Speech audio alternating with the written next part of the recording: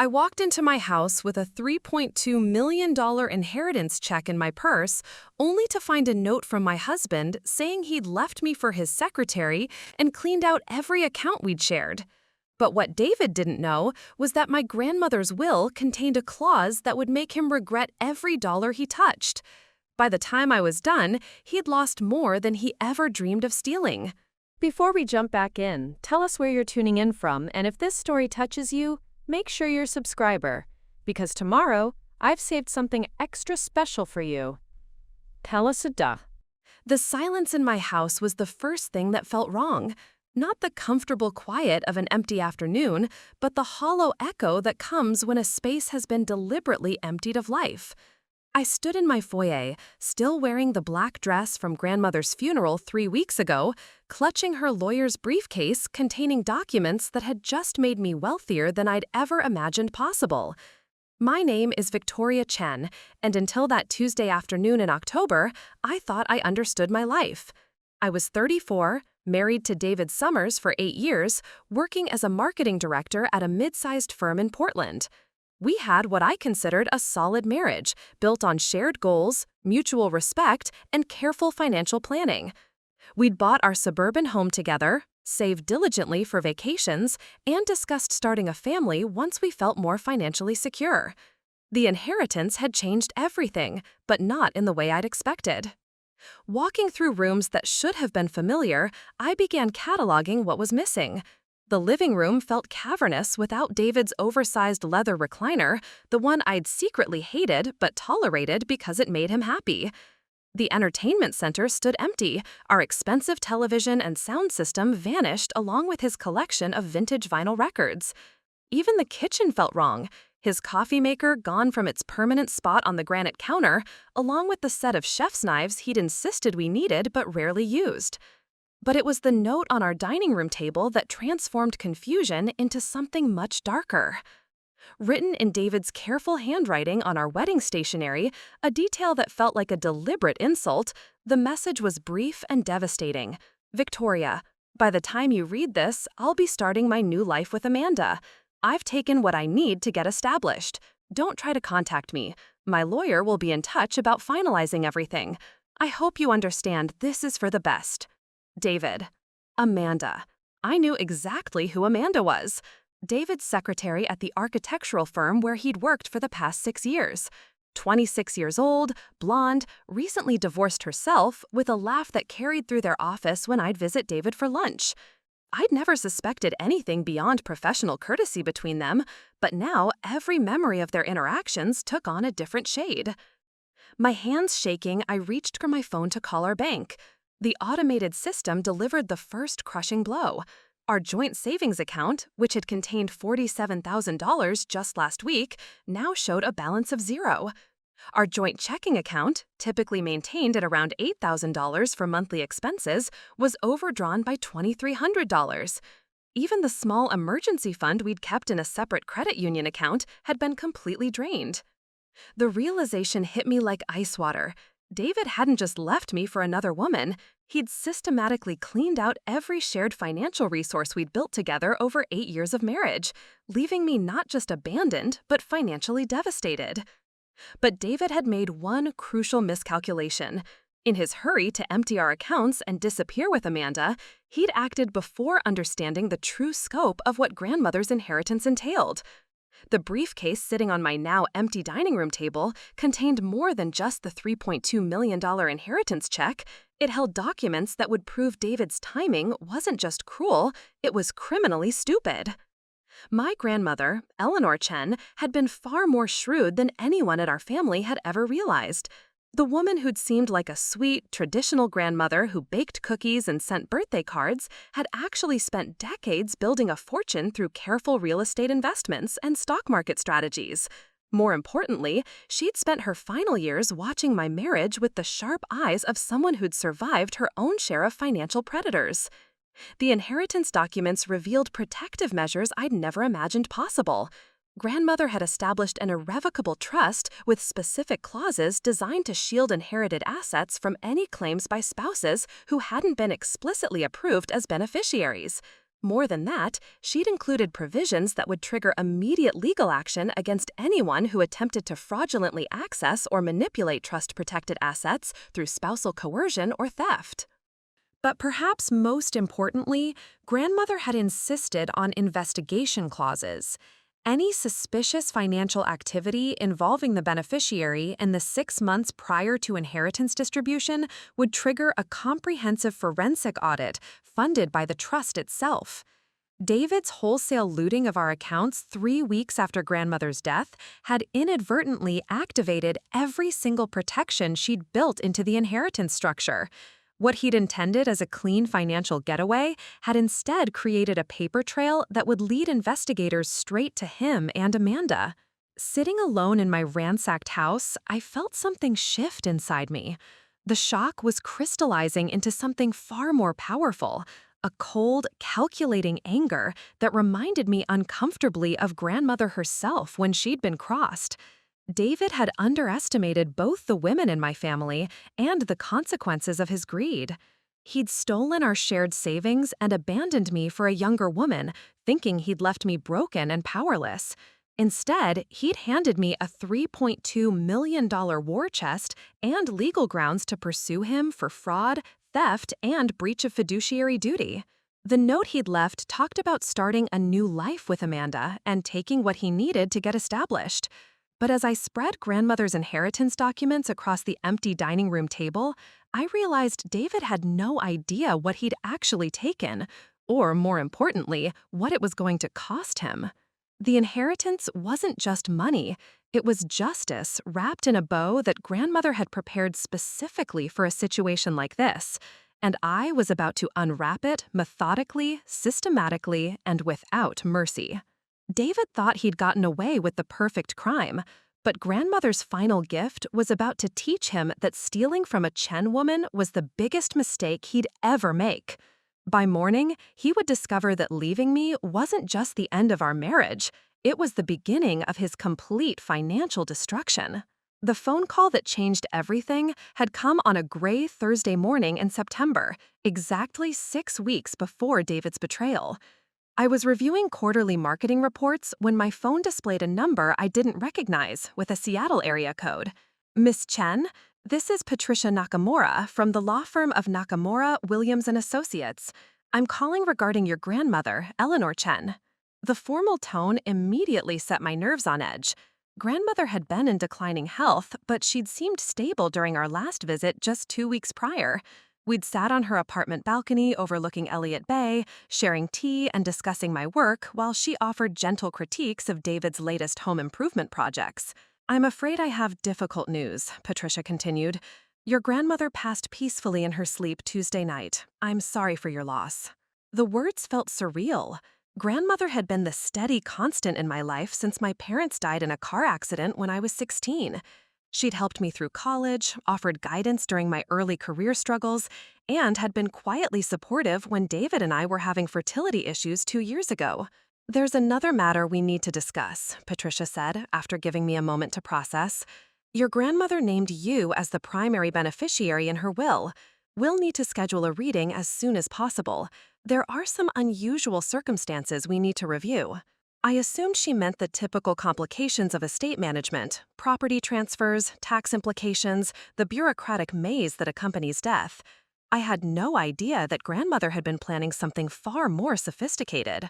The law office occupied the entire floor of a downtown Seattle high-rise, with floor-to-ceiling windows offering stunning views of Puget Sound. Patricia Nakamura was a sharp-featured woman in her 50s with silver-streaked hair and the kind of penetrating gaze that suggested she'd spent decades navigating complex legal battles. Before we begin, she said, settling behind her mahogany desk, I need to ask some personal questions about your current financial situation and marriage. Your grandmother was very specific about certain triggers built into her estate planning. The questions felt invasive, but Patricia explained they were necessary to activate specific trust provisions. Had I experienced any unusual financial pressures recently? Any significant changes in my husband's behavior regarding money? Any requests for me to co-sign loans or transfer assets? I answered honestly, no unusual pressures, no concerning behavior from David, no suspicious financial requests. Our marriage felt stable, our finances carefully managed through joint planning and mutual decision-making. Your grandmother was apparently more observant than you realized, Patricia said, sliding a thick manila envelope across her desk. She updated her will 6 months ago with very specific protections built around her observations of your marriage dynamics. Inside the envelope were documents that redefined everything I thought I knew about grandmother's life. Preparing and narrating this story took us a lot of time, so if you are enjoying it, subscribe to our channel. It means a lot to us. Now back to the story. The modest apartment I'd visited regularly was apparently just one of 7 properties she owned across Washington and Oregon. The conservative investment approach I'd assumed she followed had actually generated returns that placed her among the state's wealthiest private investors. But the financial details paled compared to the personal letter she'd included, written in the careful script I remembered from birthday cards and grocery lists. My dearest Victoria, if you're reading this, then I've passed on, and you're discovering that your old grandmother was not quite the simple retiree she appeared to be. I've spent the last decade watching your marriage with growing concern. David is charming and intelligent, but I've noticed how his attention sharpens when conversations turn to money or assets. I've seen how he calculates value in his eyes when he looks at my apartment, my jewelry, even our family photographs. More troubling are the subtle ways he guides financial decisions in your marriage. You may not have noticed, but I've observed how he positions himself as the financial expert while making you doubt your own instincts about money. This is a dangerous pattern, Victoria. Men who view wives as financial resources rather than equal partners rarely change their fundamental nature when larger sums become available. This inheritance comes with protections I've carefully designed. The trust structure will shield these assets from any spousal claims or manipulations. More importantly, I've included investigation triggers that will activate if you experience any suspicious financial activity in the months surrounding the inheritance transfer. Consider this my final gift of wisdom. Money reveals character, it doesn't create it. Reading grandmother's words felt like receiving guidance from beyond the grave. Had she really observed concerning patterns in David's behavior that I'd missed? Looking back through our 8-year marriage, I tried to recall specific incidents that might have triggered her warnings. There was the house buying process, where David had gradually taken over all negotiations, claiming his architectural background made him more qualified to handle complex real estate decisions. The investment account he'd opened without discussing it with me first, explaining afterward that he'd wanted to surprise me with higher returns. The way he'd redirected conversations when I'd suggested meeting with a financial planner together, insisting we were doing fine managing everything ourselves. At the time, these had seemed like normal variations in married couples' financial management styles, but through the lens of grandmother's concerns, they took on a different character, a pattern of gradual control that I'd been too trusting to recognize. Patricia explained the inheritance structure in detail. The $3.2 million would be placed in an irrevocable trust with me as the sole beneficiary and trustee. No current or future spouse could access these funds without specific legal documentation proving beneficial intent rather than self-interest. Any attempt to coerce, manipulate, or fraudulently access trust assets would trigger immediate legal action funded by the trust itself. Most importantly, the trust included a 6-month monitoring period following inheritance activation. Any unusual financial activity involving the beneficiary during this window would automatically initiate a comprehensive forensic audit of all related accounts, transactions, and individuals with access to the beneficiary's financial resources. Your grandmother was exceptionally thorough, Patricia noted. She understood that protected assets are only valuable if the beneficiary has the resources and legal support to maintain that protection. I left the law office with a briefcase full of documents and a completely new understanding of both my grandmother's sophistication and her concerns about my marriage. The inheritance was substantial enough to change my life completely, but the protective measures she'd built around it suggested she expected I might need to defend it. Over the following weeks, I found myself observing David's reactions to news about the inheritance with fresh attention. His enthusiasm seemed genuine, his suggestions about potential uses for the money practical and collaborative. But grandmother's warnings had planted seeds of awareness that made me notice subtleties I'd previously overlooked. The way his voice changed when discussing large financial decisions.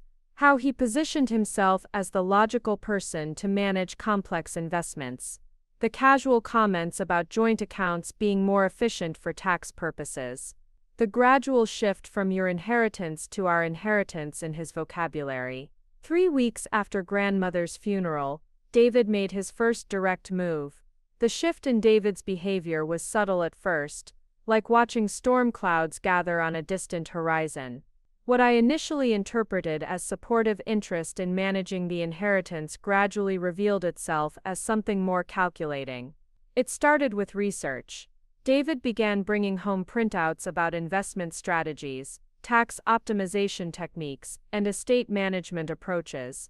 He'd spread these documents across our dining room table after dinner, explaining complex financial concepts with the same enthusiasm he typically reserved for architectural projects.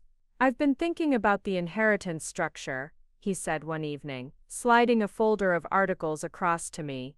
"These trust arrangements your grandmother set up are incredibly conservative. We could potentially triple the returns if we moved some of the assets into growth-oriented investments." The word "we" hung in the air, like an assumption I hadn't agreed to. When I pointed out that grandmother had been quite successful with her conservative approach, David's smile tightened almost imperceptibly. "Of course she was successful for her generation," he replied. "But she was managing money for preservation, not growth. We're young enough to take advantage of higher risk, higher reward strategies." Patricia Nakamura's warnings about the inheritance's protective structure began echoing in my mind.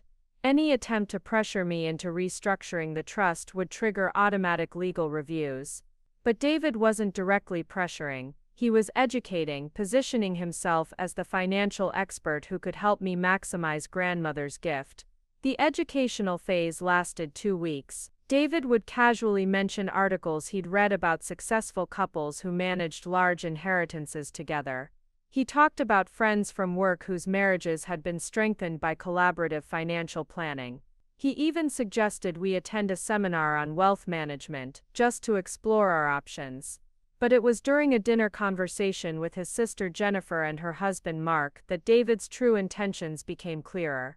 We were at their house for a monthly family gathering, and David was explaining the inheritance situation to relatives who hadn't heard the details. "Victoria inherited a substantial sum from her grandmother," David said, cutting into his steak. "We're still figuring out the best approach for managing it. The current trust structure is extremely restrictive." Jennifer leaned forward with interest. "Restrictive how?" "Well, technically Victoria is the only one who can access the funds directly," David replied. "But in a marriage that kind of separation doesn't really make practical sense. We're planning to restructure everything into joint management once the initial probate period expires." I nearly choked on my wine. We'd never discussed restructuring anything. David was presenting his personal wishes as our mutual decisions to his family, creating social pressure for me to agree with plans I'd never approved. "That makes sense."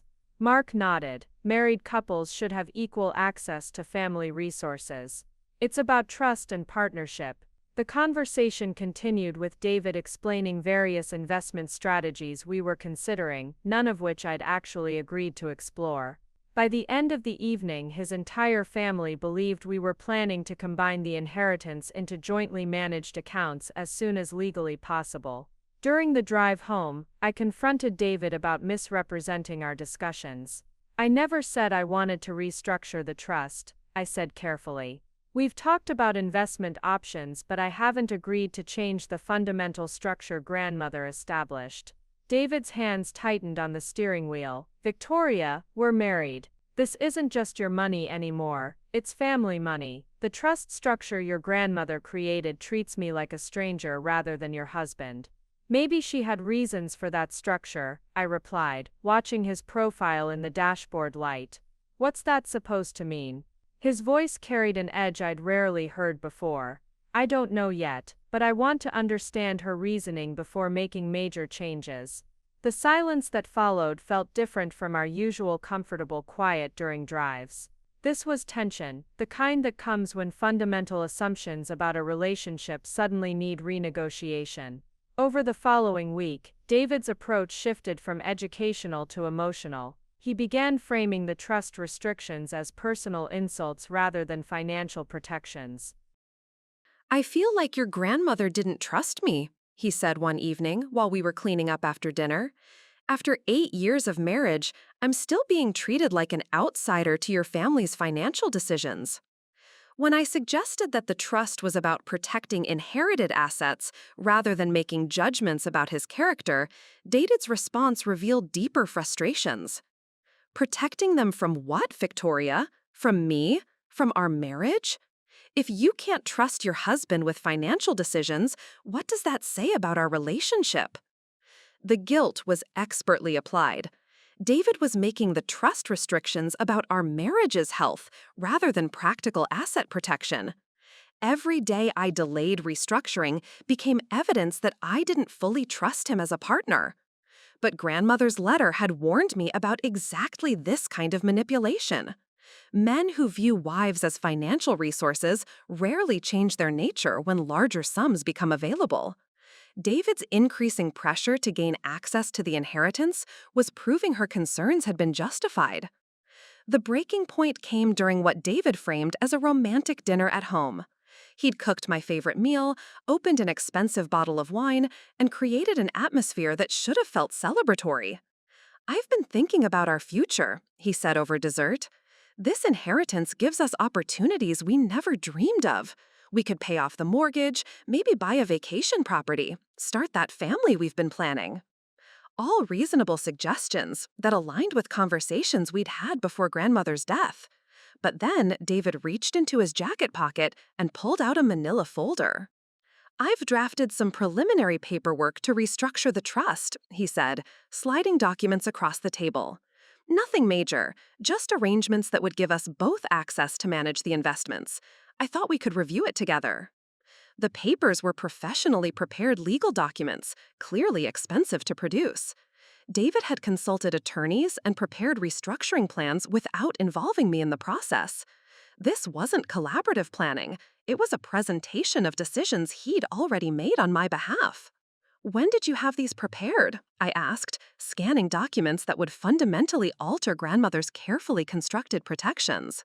"Last week. I wanted to surprise you with a complete solution to the trust complications." "David, these aren't complications. They're protections grandmother specifically designed." His expression shifted, the romantic atmosphere dissolving into something cooler. "Victoria, you're being paranoid. Your grandmother was an elderly woman who didn't understand modern marriage dynamics. These trust restrictions are insulting to both of us." That night, lying next to my husband in our bed, I realized that grandmother's warnings were already coming true. David wasn't discussing the inheritance, he was managing it. He wasn't asking for my input, he was presenting solutions to problems I'd never identified. The man I'd trusted with 8 years of my life was systematically positioning himself to control an inheritance he'd played no role in earning.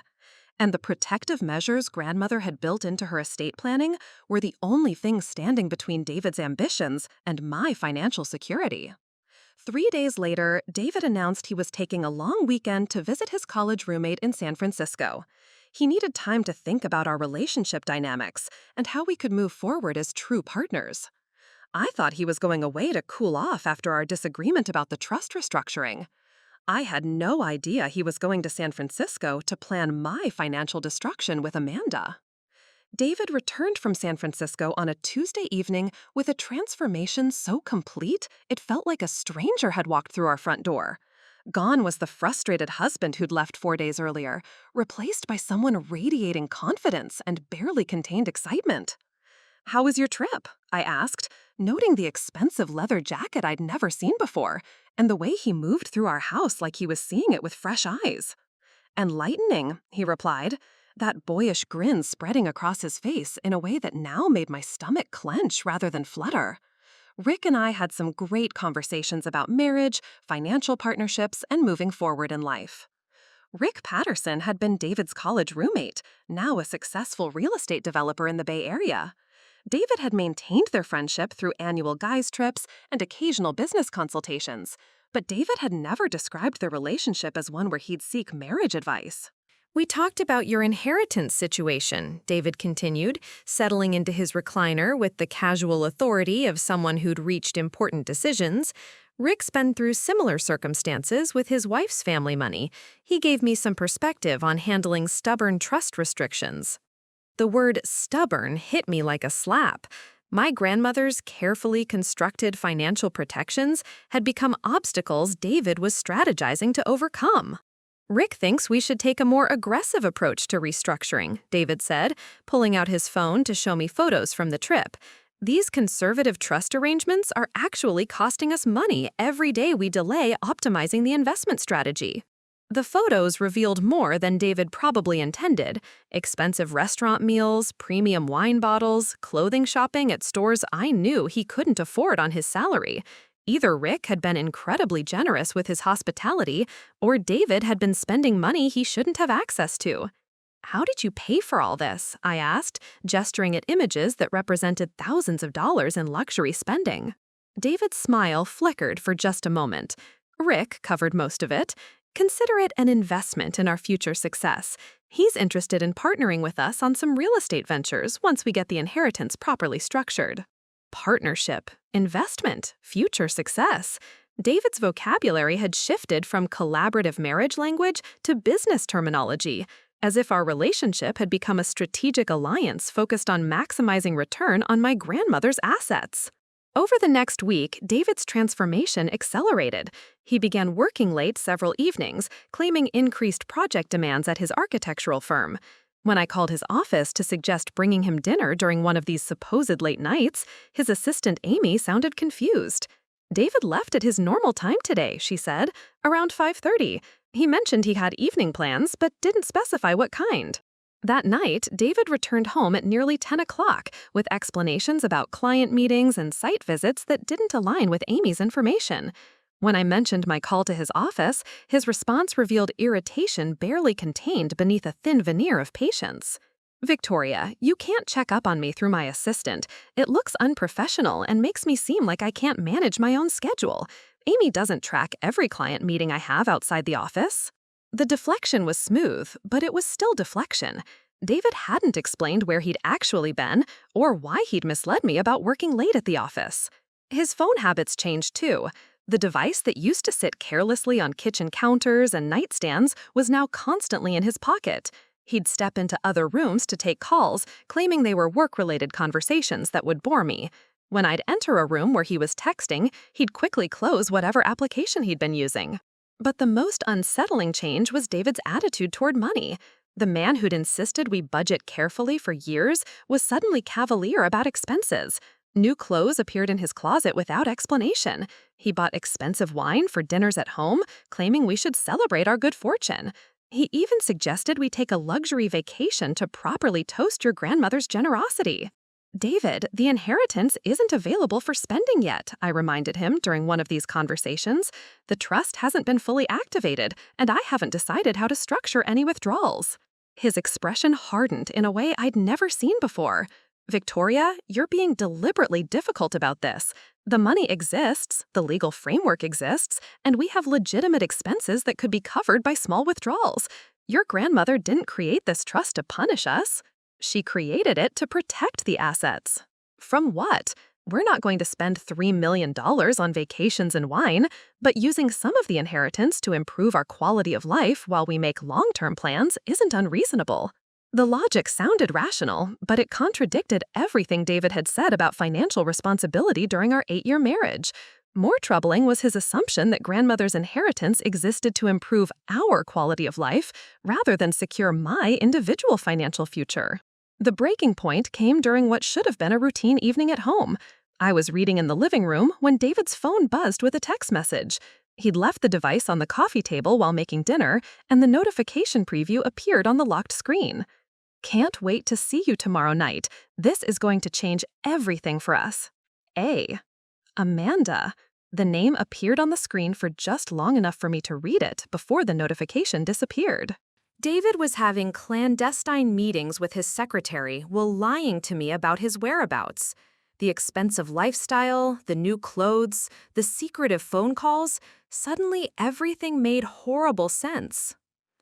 When David returned to the living room, I was holding his phone. "You have a text message," I said carefully, watching his face for reactions. He glanced at the dark screen, unable to see what notification I might have read. Probably work stuff, nothing important. From Amanda. The color drained from David's face so quickly I thought he might faint. For several seconds, he stood frozen in our living room doorway, calculating how much I might know and how much he could safely deny. "It's not what you're thinking," he said finally. "What am I thinking, David?" "Amanda and I have been collaborating on some research about trust restructuring and estate management. She has experience with family financial planning from her previous marriage. I asked for her help understanding the legal terminology in your grandmother's documents." The explanation was elaborate and specific, the hallmark of a lie prepared in advance. David had been planning for the possibility that I might discover his connection with Amanda, crafting a professional justification for their personal communications. "Show me the conversation," I said, extending his phone toward him. David's hands shook slightly as he took the device. "Victoria, this is about trust. If you can't believe me about innocent professional collaboration, what does that say about our marriage?" He was deflecting again, making my reasonable request for transparency into evidence of my personal failings as a wife. But I'd learned to recognize his manipulation techniques, thanks to grandmother's warnings about financial predators who reframe legitimate concerns as relationship problems. "Show me the conversation, David." He stared at the phone in his hands for a long moment, clearly weighing his options. Then he looked up at me with an expression I'd never seen before, cold calculation mixed with something that looked almost like pity. "You know what, Victoria? You're right to be suspicious. Amanda and I have been meeting to discuss more than just trust documents." The admission hung between us like a blade. "We've been planning how to help you move past your grandmother's paranoid restrictions and into a healthier approach to marriage and money. But I can see that's not going to be possible." David was confessing to secret meetings while simultaneously framing them as interventions designed to help me overcome psychological problems. Even his admission was a form of manipulation. That night, I lay in bed next to my husband, knowing that everything I'd trusted about our marriage was disintegrating. David wasn't having an affair in the traditional sense. He was conducting a financial affair, using Amanda to plan strategies for accessing an inheritance that belonged to me alone. By morning, he would make his final move, and I would discover just how thoroughly he'd been planning to destroy me. I waited until David left for work the next morning before beginning what would become the most important investigation of my life. His confession about meeting with Amanda had shattered any remaining trust, but it had also given me clarity about what I needed to uncover. The first call I made was to Patricia Nakamura. Her assistant put me through immediately when I mentioned it was about suspicious activity related to the trust monitoring provisions. "Victoria, I've been expecting to hear from you," Patricia said, her voice carrying a tone that suggested she'd been anticipating problems. "Your grandmother's trust includes automatic monitoring triggers. We've detected some unusual financial activity that requires discussion." My stomach dropped. "What kind of activity?" "Someone has been making inquiries about the trust structure through unofficial channels. Attempts to determine liquidation options, transfer procedures, and beneficiary modification processes. The queries came from someone claiming to represent your interests, but they didn't have proper authorization." David. He'd been researching ways to access the inheritance without involving me directly in the process. The professional collaboration with Amanda had been cover for a systematic investigation into breaking grandmother's protections. "There's more," Patricia continued. "We've been monitoring your shared financial accounts as part of the 6-month surveillance period. There have been several unusual transactions that need explanation." I spent the next hour at my kitchen table with Patricia on speakerphone, going through bank statements that revealed a pattern of deception I'd been too trusting to notice. Small transfers to accounts I didn't recognize, charges for legal consultations I'd never authorized, and most damning, cash advances from our joint credit card that totaled nearly $8,000 over the past month. Victoria, these transactions suggest someone has been using your shared accounts to fund activities related to the inheritance, Patricia explained. Under the trust's protective provisions, this constitutes potential fraud that triggers automatic investigation protocols.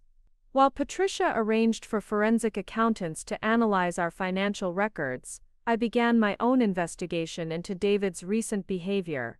The expensive clothes, the luxury spending in San Francisco, the secretive phone calls, all of it pointed to resources he shouldn't have access to. I started with his computer. David had always been casual about password security, using variations of our anniversary date and his birth year for most accounts. Within an hour, I'd accessed his email, social media accounts, and browser history. What I found was devastating. Email threads with Amanda dating back 6 weeks, starting just days after I'd told David about the inheritance. Their early messages focused on research into trust structures and asset management, but the tone quickly became personal, then intimate, then explicitly strategic.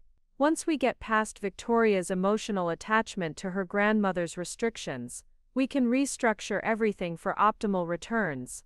David had written, "She's not financially sophisticated enough to understand the opportunities we're missing." Amanda's responses revealed she was more than just a willing participant in his scheme, she was actively contributing research and strategy suggestions. My divorce attorney mentioned that inherited assets become marital property after a certain period, she'd replied. If Victoria delays restructuring too long, you might lose leverage for joint management. But the most damaging evidence was in David's browser history. Searches for spousal rights to inherited assets, contesting inheritance restrictions, and grounds for declaring trust beneficiary incompetent painted a picture of someone researching every possible angle to access money that didn't belong to him. The financial evidence was even worse. David had opened a secret credit card using our joint income information, accumulating $12,000 in debt for expenses I'd never approved. Cash advance receipts showed he'd been systematically draining our emergency fund to cover payments on this hidden account. But it was the travel records that revealed the full scope of his deception. The San Francisco trip hadn't been a casual visit with his college roommate. Hotel receipts showed he'd paid for a suite for 2 people. Restaurant charges were consistently for couples' meals. Even the shopping excursions had been for women's clothing alongside men's items.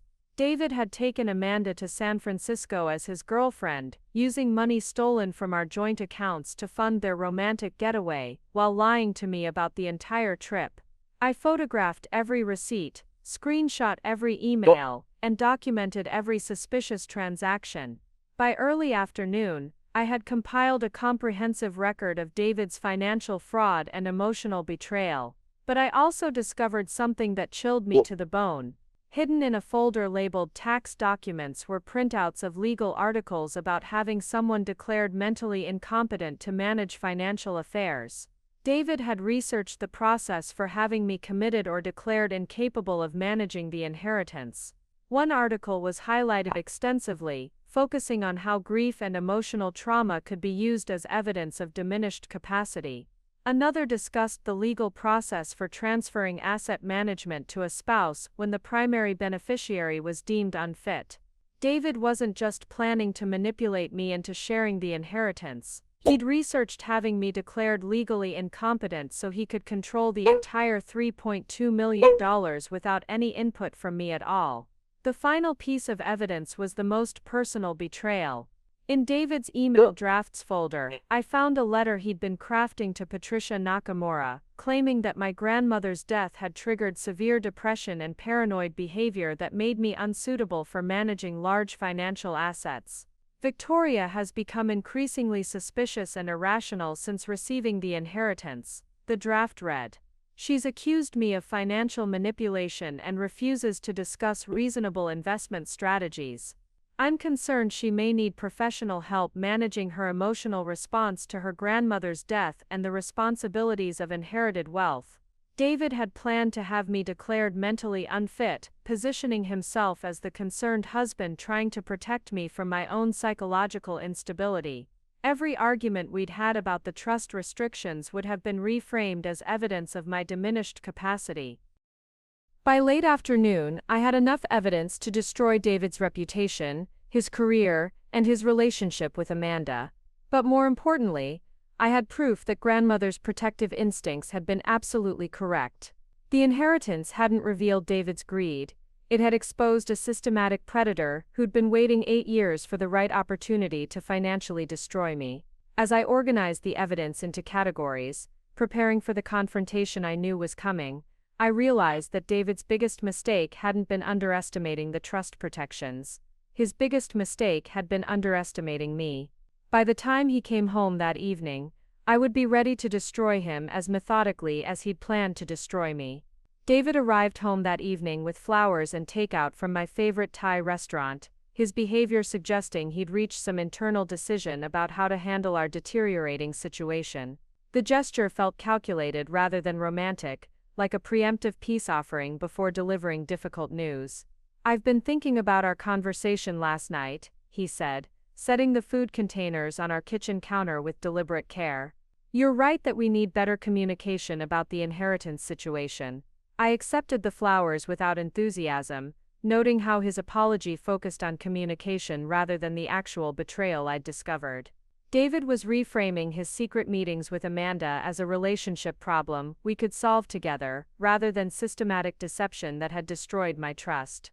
"I want to be completely transparent with you," he continued, his tone suggesting rehearsed sincerity. "Amanda and I have been researching trust modification options, but only because I was frustrated with feeling excluded from major financial decisions that affect our future." The admission was carefully crafted to acknowledge wrongdoing while maintaining his position as the injured party. David was confessing to precisely what I already knew while presenting it as evidence of his commitment to our marriage. During dinner, he outlined what he described as a comprehensive solution to our inheritance disputes. He'd scheduled a meeting with a financial planning firm for the following evening, bringing together professionals who could help us navigate the trust restructuring process collaboratively. "I've invited Amanda to join us," David said, watching my reaction carefully. "Since she's been involved in the research phase, she can provide continuity and help explain the technical aspects we've discovered." The audacity was breathtaking. David was positioning his secret collaborator as a professional resource for our marriage, requiring me to sit in a room with the woman he'd been deceiving me with while they presented their predetermined solution to problems I'd never agreed existed. "This meeting isn't about pressuring you into any specific decisions," David continued. "It's about getting professional guidance on optimizing the trust structure while maintaining the protections your grandmother intended." But the timing felt orchestrated rather than collaborative. David had scheduled this meeting for a Thursday evening when my usual supportive resources wouldn't be available. My best friend Lisa would be traveling for work, my sister would be dealing with her children's school events, and Patricia Nakamura's office would be closed for after-hours consultations. "Who are these financial planners?" I asked. "Meridian Wealth Management," David replied. "They specialize in inherited asset optimization and trust restructuring. Amanda found them through her network from her previous marriage." I recognized the name from David's browser history. Meridian Wealth Management had been one of his research targets weeks earlier, before I'd supposedly agreed to any collaborative planning process. This meeting wasn't a response to our recent communication problems, it was the culmination of a plan he'd been developing since learning about the inheritance.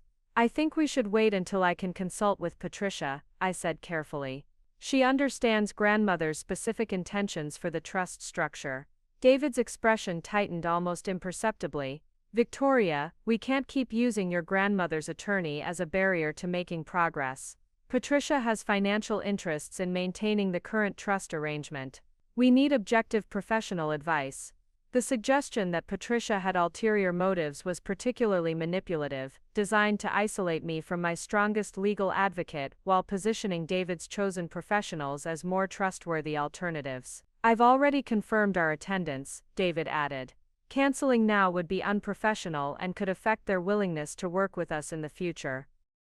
Social pressure combined with manufactured urgency, classic manipulation techniques designed to force compliance with decisions I'd never participated in making.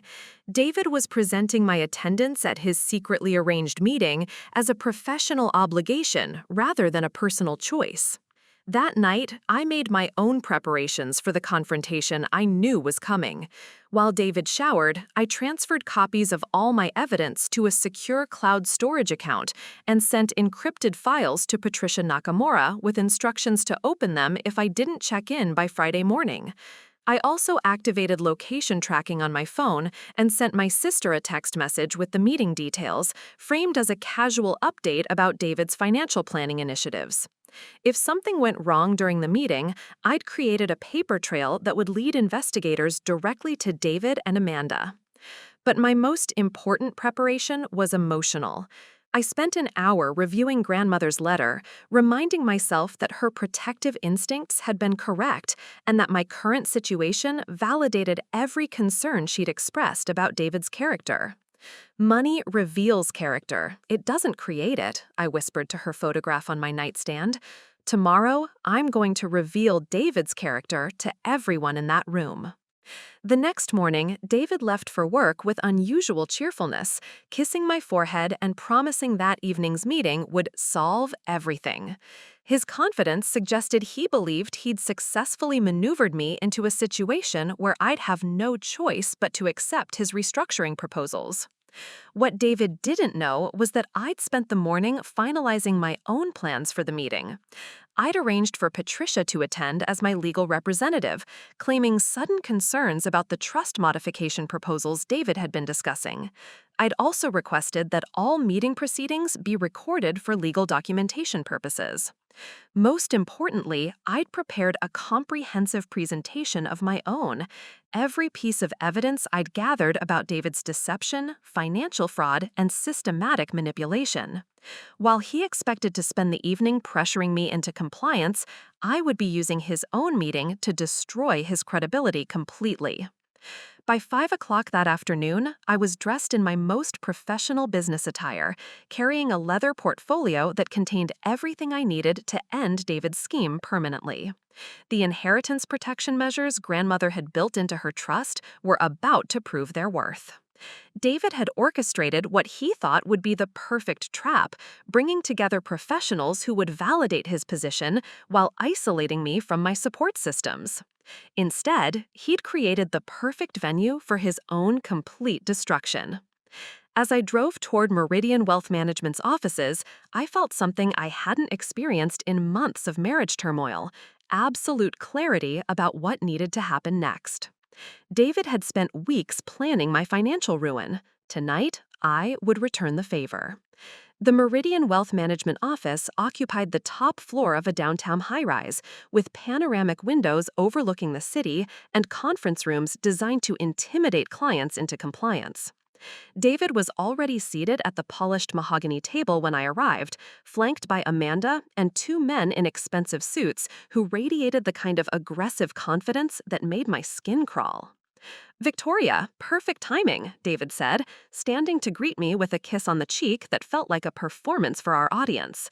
"I'd like you to meet Richard Blackstone and Michael Torres from Meridian. They've been reviewing your inheritance situation."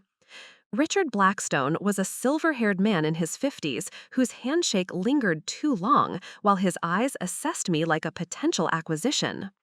Michael Torres appeared younger, but carried himself with the predatory sharpness of someone who specialized in separating people from their money. "Mrs. Summers, your husband has explained the complexity of your current trust arrangement," Richard said, gesturing toward a thick folder of documents spread across the table. "We've prepared some optimization strategies that could significantly improve your financial position." The papers were impressive in their volume and professional presentation, but I recognized several elements from David's browser history research. These weren't objective financial recommendations, they were sophisticated justifications for the trust restructuring David had been planning for weeks. Before we begin, I said, settling into my chair, I should mention that my attorney will be joining us shortly, Patricia Nakamura from Nakamura Williams and Associates. I hope that's not a problem. The temperature in the room dropped perceptibly. David's confident expression flickered, and Amanda shifted uncomfortably in her chair. Richard and Michael exchanged glances that suggested my legal representation wasn't part of their anticipated scenario. Of course not, David said quickly, though I'm not sure why we need legal oversight for preliminary financial planning discussions. Because you've been lying to me for weeks, I replied calmly, watching his face lose color, and I want everything that happens here properly documented. Amanda tried to interject. Victoria, I think there might be some misunderstandings about— Amanda, you don't get to speak, I interrupted. You're here as David's co-conspirator, not as a neutral professional resource. The silence that followed was deafening. Richard Blackstone cleared his throat nervously, clearly recognizing that the meeting dynamics had shifted dramatically from what he'd been told to expect. Patricia Nakamura's arrival 15 minutes later transformed the atmosphere completely. She entered the conference room like a force of nature, her presence immediately commanding respect and attention from everyone present.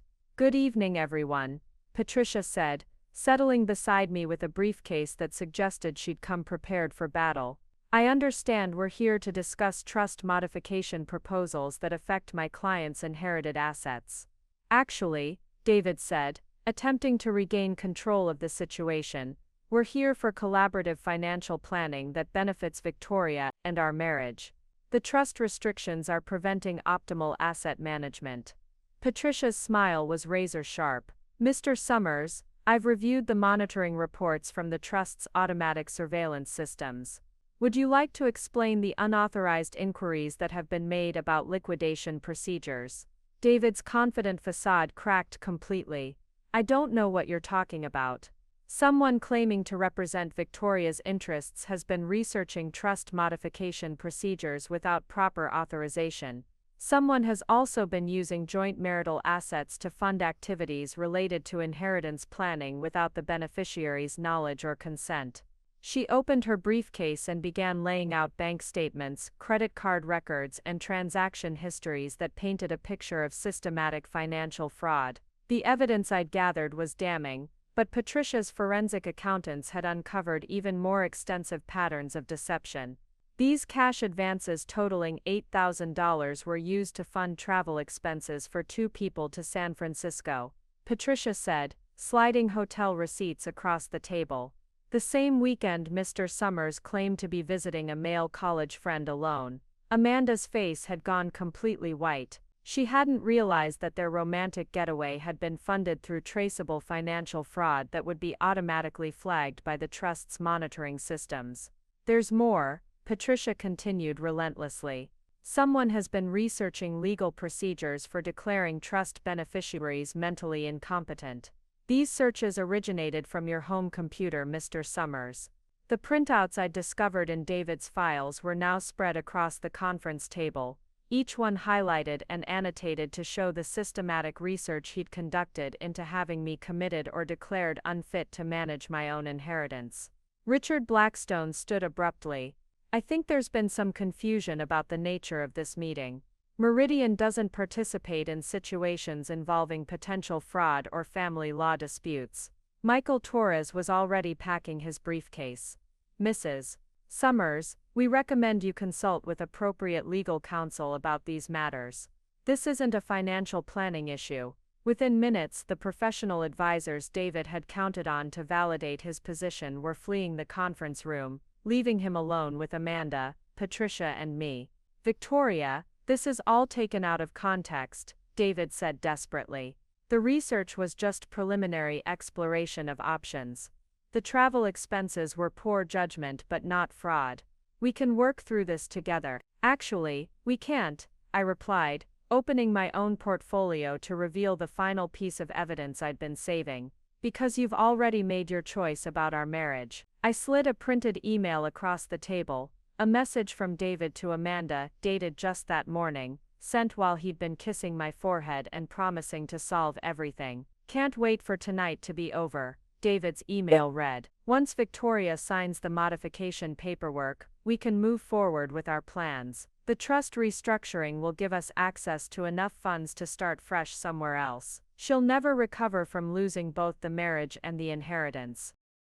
Amanda reached for the paper, her hands shaking as she read David's explicit confirmation that their relationship was built on stealing my inheritance and destroying my life.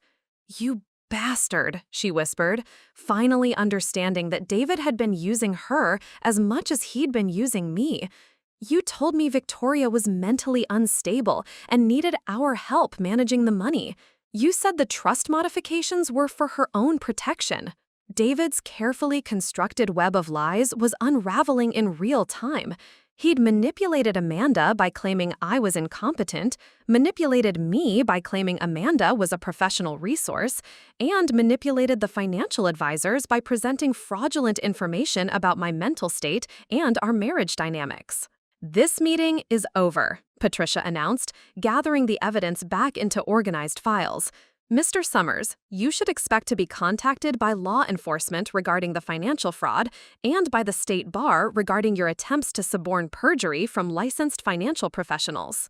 As we prepared to leave, David made one final desperate attempt to salvage his position. "Victoria, you can't destroy 8 years of marriage over money," he pleaded. "We can fix this. We can go to counseling, restructure our finances, start fresh. Don't let your grandmother's paranoia poison what we built together." I turned back to face the man who'd spent months planning to have me declared mentally incompetent so he could steal my inheritance and disappear with his secretary. "David," I said quietly, "we never built anything together. You've been building a trap, and I've been living in it without realizing it." Walking out of that conference room, I felt something I hadn't experienced in months of mounting dread and confusion: complete, absolute freedom. The inheritance hadn't destroyed my marriage. It had revealed that my marriage had never existed in the first place. I didn't go home that night. Instead, I drove to a hotel downtown, needing space to process what had just happened and prepare for what I knew would come next. Patricia had recommended against returning to the house until we understood the full scope of David's financial manipulations. "He's desperate now," she'd warned as we left Meridian Wealth Management. "Desperate people make unpredictable choices. Give me 24 hours to secure restraining orders and freeze all joint assets." The hotel room felt sterile and anonymous, but it was mine alone, the first space in months where I didn't have to worry about hidden surveillance or calculated manipulation. I ordered room service and spread Patricia's evidence files across the king-sized bed, finally seeing the complete picture of David's systematic betrayal. The forensic accounting reports revealed financial fraud that went back 18 months, long before grandmother's death. David had been opening credit accounts in my name, using my social security number and employment information to secure loans I'd never authorized. The total debt he'd accumulated under my identity exceeded $35,000. But the credit fraud was just the beginning. David had been systematically draining our joint savings through small, frequent transfers to accounts I didn't know existed. What I'd assumed was our shared financial security had been steadily evaporating while David funded his secret life with Amanda. The travel records were particularly devastating. The San Francisco trip wasn't an isolated incident. It was one of 7 weekend getaways David and Amanda had taken over the past 4 months, all funded through our joint accounts or credit cards opened in my name. They'd spent my money on romantic dinners, luxury hotels, and shopping excursions while David came home to tell me we needed to budget more carefully. Patricia's investigators had uncovered digital evidence that made the emotional betrayal even worse. Text message records showed David and Amanda had been laughing about my gullibility and discussing how easy it would be to manipulate me into signing over the inheritance. "Victoria still thinks I'm the loving husband," David had texted Amanda just 2 weeks ago. She has no idea how much I've been taking from the joint accounts. By the time she figures out what's happening, we'll have access to the full inheritance. Amanda's response was equally callous. It's almost too easy. She trusts you completely. Once we get the trust restructured, we can disappear with enough money to live anywhere we want. Reading these messages felt like watching my entire marriage revealed as an elaborate performance. Every affectionate gesture, every collaborative financial discussion, every moment of intimacy had been calculated to maintain my compliance while David systematically stole from me. But the discovery that destroyed me completely was hidden in David's email drafts folder. He'd been writing detailed fantasies about my psychological breakdown following the inheritance theft, describing how satisfying it would be to watch me lose everything I'd trusted him with. Victoria's going to realize she gave away her grandmother's gift to the man who never loved her, one draft read. She'll spend the rest of her life knowing that her trusting nature made her the perfect victim. By the time she understands what happened, Amanda and I will be starting our new life with her family's money. Another draft was even more sadistic. I can't wait to see Victoria's face when she discovers that the loving marriage she believed in was just my long-term investment strategy. 8 years of pretending to care about her will pay off with a $3 million return. These weren't angry thoughts written in moments of frustration. They were carefully composed psychological torture fantasies that David had been crafting and refining for weeks, taking pleasure in anticipating my emotional destruction. The man I'd shared a bed with for 8 years had been fantasizing about my complete psychological breakdown while lying next to me at night. I called my sister Rachel at midnight, needing to hear a voice that wasn't tainted by David's manipulation. "Victoria, what's wrong?" Rachel's voice was immediately alert despite the late hour. "David's been stealing from me," I said simply. "For months, maybe years. He's been planning to take grandmother's inheritance and disappear with his secretary." The silence that followed stretched long enough for me to wonder if the call had dropped. "I'm coming to get you," Rachel finally said. "Where are you?" "The Hilton downtown, room 847. But Rachel, there's more. He researched having me declared mentally incompetent. He wanted to have me committed so he could control the entire inheritance." Jesus Christ, Victoria. I knew something was wrong with him, but I never imagined. Rachel's voice trailed off as she processed the implications. "You knew something was wrong?" "Little things. The way he talked about money when you weren't around. How he'd steer conversations toward grandmother's health and estate planning. Last Christmas, he asked me weird questions about your mental health history and whether you'd ever had anxiety or depression issues. Even my own family had noticed David's predatory behavior before I'd recognized it. The isolation I'd felt during recent months hadn't been coincidental. David had been systematically undermining my relationships and support systems while positioning himself as my primary emotional resource." Rachel arrived at the hotel within an hour, carrying overnight bags for both of us and a fierce, protective energy I hadn't seen since we were teenagers dealing with our parents' death. "Show me everything," she said, settling onto the bed beside the evidence files. We spent the rest of the night going through every piece of documentation Patricia's team had compiled. By dawn, Rachel had a complete understanding of David's financial fraud and psychological manipulation, and I had something I hadn't felt in months: unqualified family support. "You know this isn't your fault, right?" Rachel said as we watched the sun rise over the city through our hotel window. "David is a predator. He spent 8 years grooming you for this exact situation." "But I should have seen it earlier. Grandmother warned me. The trust protections were specifically designed to prevent this kind of manipulation." "Victoria, stop.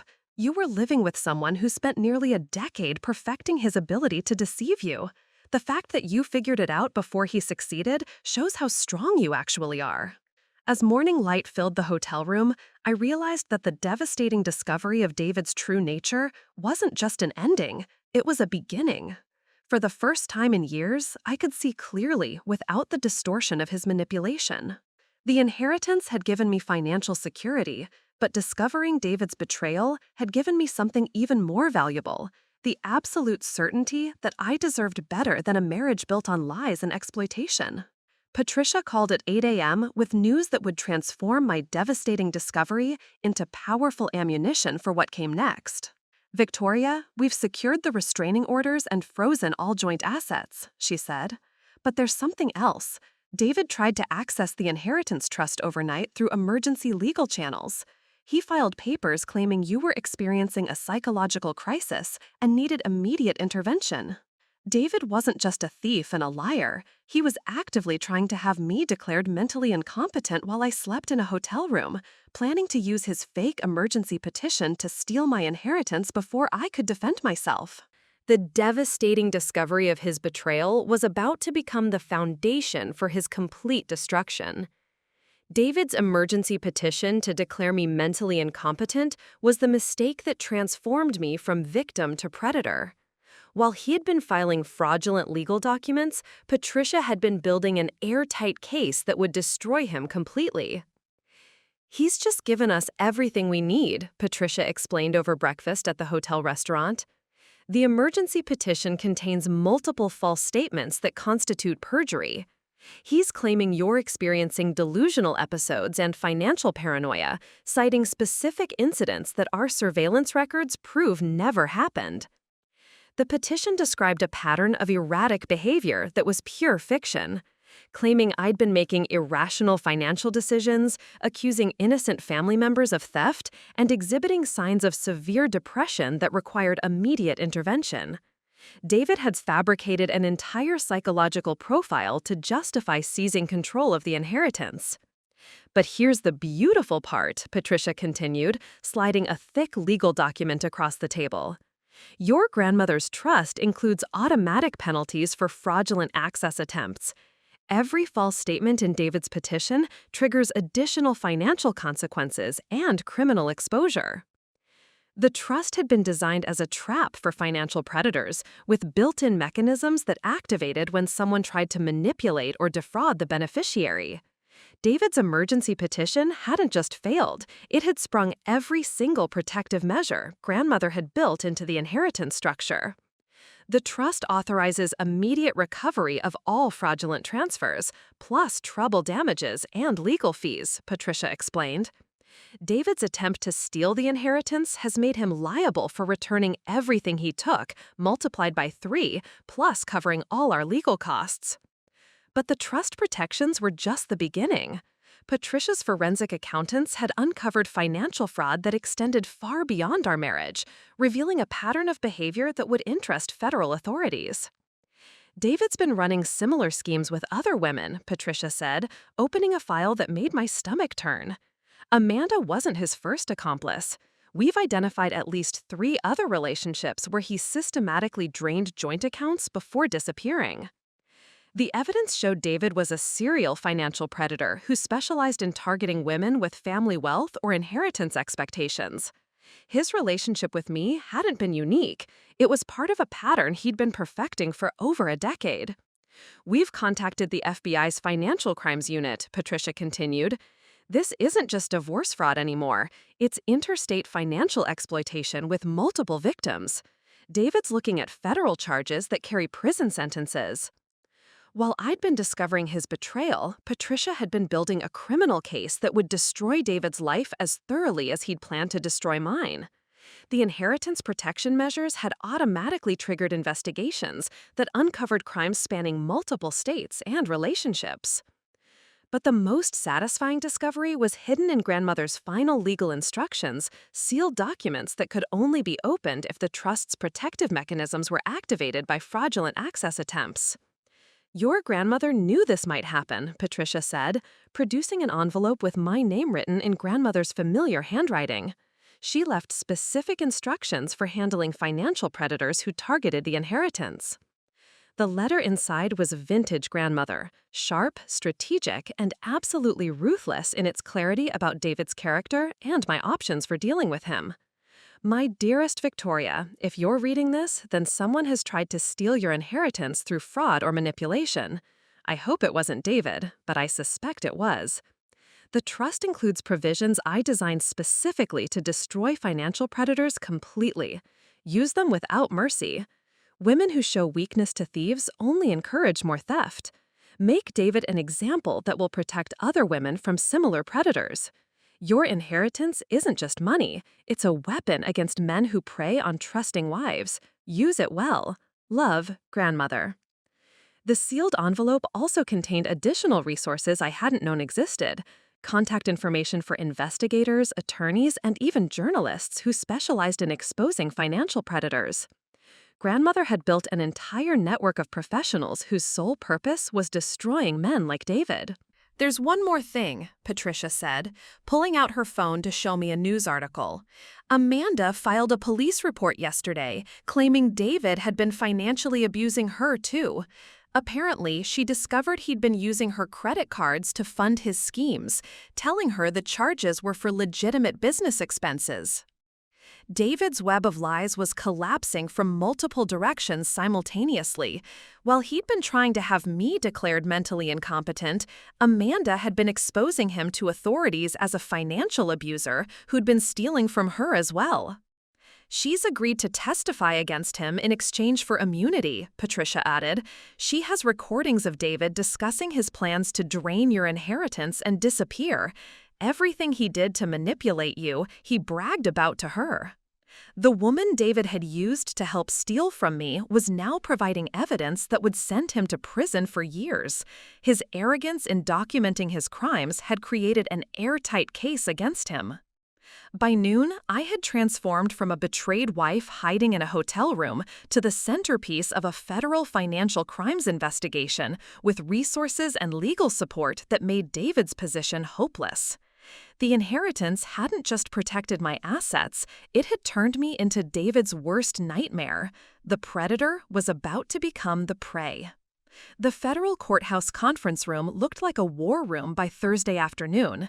Agent Sarah Martinez from the FBI's Financial Crimes Unit had transformed the space into a comprehensive evidence display that would have impressed a prosecutor preparing for a high-profile criminal trial. "Mr. Summers has been operating what we classify as a long-term intimate partner fraud scheme," Agent Martinez explained, gesturing to a timeline that covered the entire wall. "He targets women with inheritance potential, establishes romantic relationships, then systematically drains their assets before disappearing." The timeline revealed David's pattern with chilling clarity. 3 previous relationships over the past 12 years, each following identical patterns of gradual financial control followed by complete asset theft. I hadn't been his first victim, I'd been the culmination of a methodology he'd perfected through practice. "Jennifer Walsh, 2012 to 2014. Agent Martinez continued, pointing to the first case, inherited $180,000 from her father's life insurance. David convinced her to restructure the inheritance for tax optimization, then disappeared with the entire sum 6 months later. Caroline Peters, 2015 to 2018, family trust fund worth $400,000. Same pattern, gradual manipulation, secret financial restructuring, complete theft, followed by abandonment. Rebecca Chen, 2019 to 2021, no relation to your family, despite the surname similarity. Grandmother's estate worth $250,000. David used identical manipulation techniques, including researching mental competency challenges when she became suspicious. Each case showed escalating sophistication in David's methods. By the time he'd targeted me, he'd refined his approach into a systematic process of psychological manipulation combined with legal exploitation. "The evidence against Mr. Summers is overwhelming," Agent Martinez said, opening files that contained thousands of documentation. Bank records, email communications, witness testimony, and now Amanda Harrison's recorded conversations provide a complete picture of his criminal enterprise. Amanda's recordings were particularly damaging. Hours of conversations where David described his victims in dehumanizing terms, bragging about his ability to manipulate wealthy, lonely women into signing over their inheritance. He'd recorded these conversations himself, apparently for his own entertainment. "Listen to this section," Agent Martinez said, playing a clip from 3 weeks ago. David's voice filled the room with casual cruelty. Victoria actually believes I love her. She has no idea that every anniversary dinner, every romantic gesture, every time I told her she was beautiful, it was all just maintenance on my long-term investment. When I disappear with her grandmother's money, she'll realize she spent 8 years married to a stranger.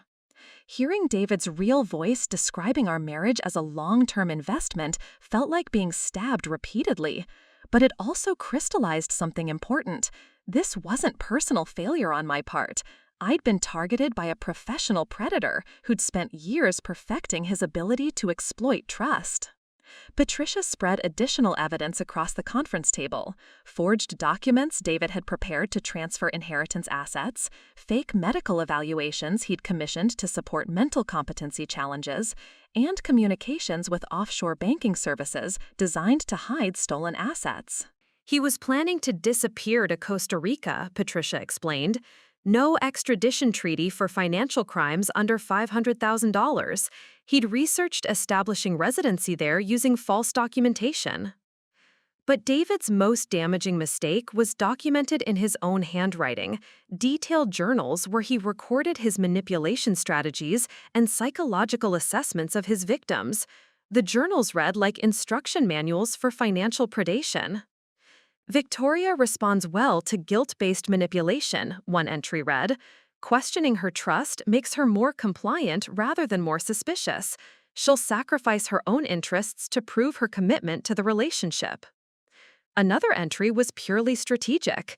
Inheritance timeline requires acceleration. Victoria's becoming suspicious about Amanda. Need to trigger mental competency challenge before she contacts additional legal representation. These weren't the angry thoughts of a failing marriage. They were the calculated notes of someone who'd been studying me like a laboratory specimen for years. Agent Martinez produced the final piece of evidence: David's detailed financial records showing how he'd been systematically preparing for the inheritance theft since the day after grandmother's funeral. Bank account applications, travel documents, even apartment rental agreements in Costa Rica dated to September, weeks before he'd begun pressuring me about trust restructuring. Mr. Summers wasn't responding to your inheritance, Agent Martinez concluded. He was executing a plan he'd been developing since learning about your grandmother's estate value. Every conversation about trust modification, every argument about financial transparency, every moment of manufactured relationship tension was scripted. The evidence painted a picture of manipulation so systematic and long-term that it redefined my understanding of our entire relationship. David hadn't changed after learning about the inheritance. He'd finally revealed his true nature. But the most satisfying element of Agent Martinez's presentation was the conclusion. Based on the evidence we've compiled, along with testimony from previous victims and Amanda Harrison's recorded statements, we're recommending federal charges for wire fraud, mail fraud, identity theft, and interstate financial exploitation. Mr. Summers is looking at 15 to 20 years in federal prison. The man who'd spent 8 years positioning me as his victim was about to spend the next 2 decades as a victim of the federal correctional system. The evidence wasn't just proving David's guilt, it was ensuring his complete destruction. David's arrest happened at his office on a Friday morning, in front of his colleagues and the clients he'd been trying to impress for years. Agent Martinez had coordinated the timing deliberately, maximum professional humiliation combined with minimal opportunity for him to destroy additional evidence or contact accomplices. I wasn't there to witness his arrest, but Amanda was. She'd been cooperating with federal investigators for days, wearing recording equipment during their final meetings to capture his last desperate attempts at manipulation. The recordings she provided were devastating. Victoria's completely lost her mind, David had told Amanda the night before his arrest. She's got federal investigators believing I'm some kind of criminal mastermind. It's pathetic how desperate she's become to avoid sharing the inheritance. Even facing imminent criminal charges, David was still trying to manipulate the narrative, portraying my legitimate legal response to his fraud as evidence of mental instability. His delusions about his own cleverness had prevented him from recognizing that his entire scheme had collapsed.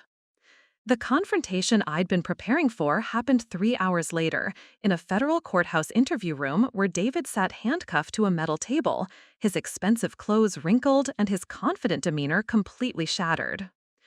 "Victoria, thank God you're here," he said the moment I entered the room with Patricia and Agent Martinez.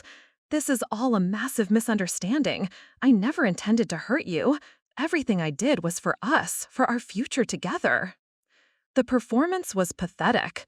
David was trying to activate the same manipulation tactics he'd used for 8 years, appealing to my loyalty and trust even while sitting in federal custody for systematically defrauding me. "Mr. Summers," Agent Martinez interrupted, "you're here because you've been formally charged with multiple federal crimes. This isn't a marriage counseling session." Patricia spread evidence files across the interview table: bank records, email transcripts, recorded conversations with Amanda, and David's own handwritten journals documenting his manipulation strategies.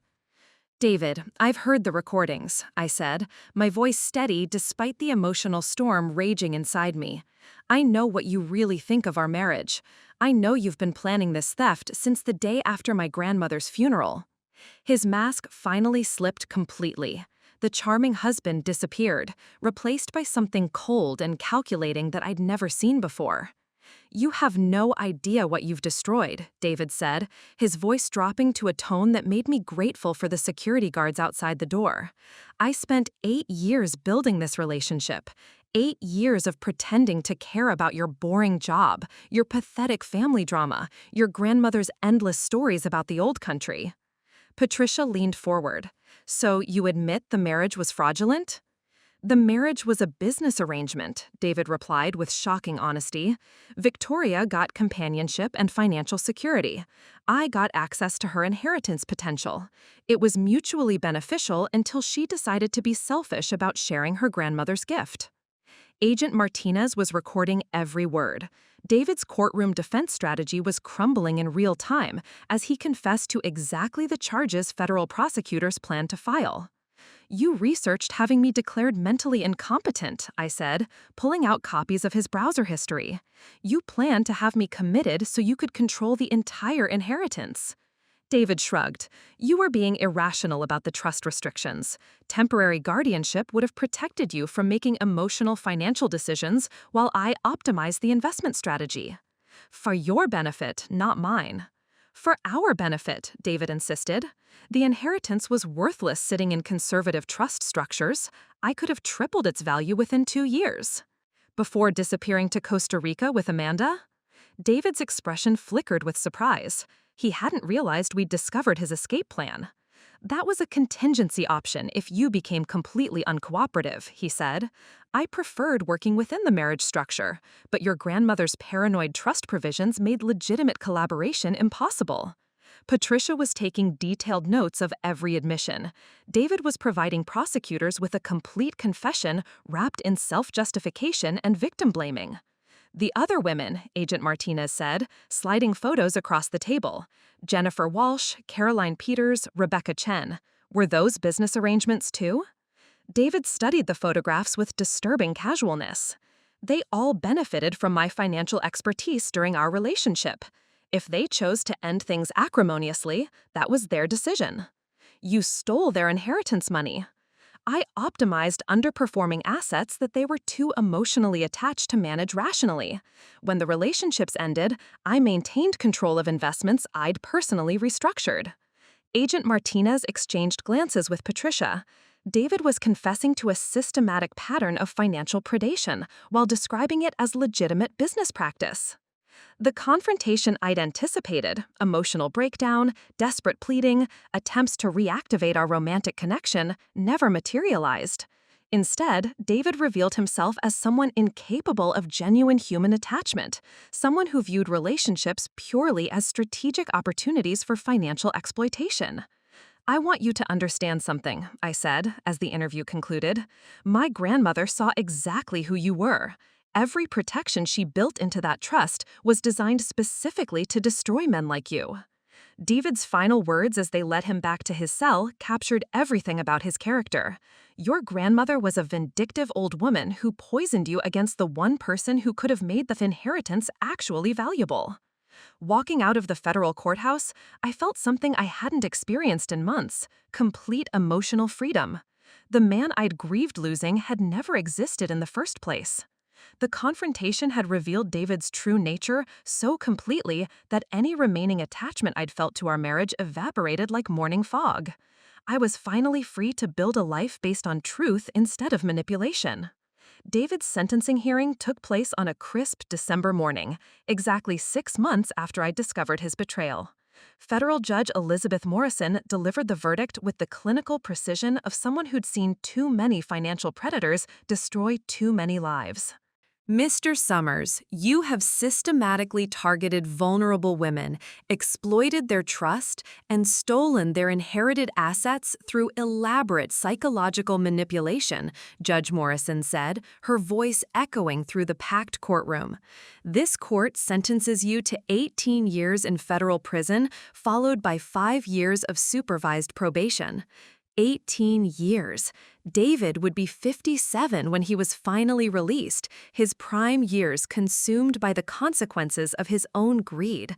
I felt no satisfaction in his destruction, only relief that he could never target another woman the way he'd targeted me. The restitution order was comprehensive. David was required to repay every dollar he'd stolen from me, plus treble damages as specified in grandmother's trust provisions, plus legal fees that exceeded $200,000. The total judgment against him was over $800,000, money he'd never be able to repay given his criminal record and complete professional destruction. But the inheritance had given me something more valuable than financial security. It had revealed the difference between authentic relationships and predatory manipulation. Using grandmother's gift, I'd established the Victoria Chen Foundation for Financial Abuse Prevention, providing legal support and resources for women targeted by financial predators. The foundation's first major case involved helping Jennifer Walsh, Caroline Peters, and Rebecca Chen recover assets David had stolen from their inheritances. We'd also created a database of financial predation warning signs and connected with domestic violence organizations to identify women in similar situations. Amanda Harrison had become an unlikely ally in this work. Her cooperation with federal investigators had been motivated by genuine remorse for her role in David's scheme, and she'd volunteered to speak at foundation events about recognizing manipulation tactics from both victim and accomplice perspectives.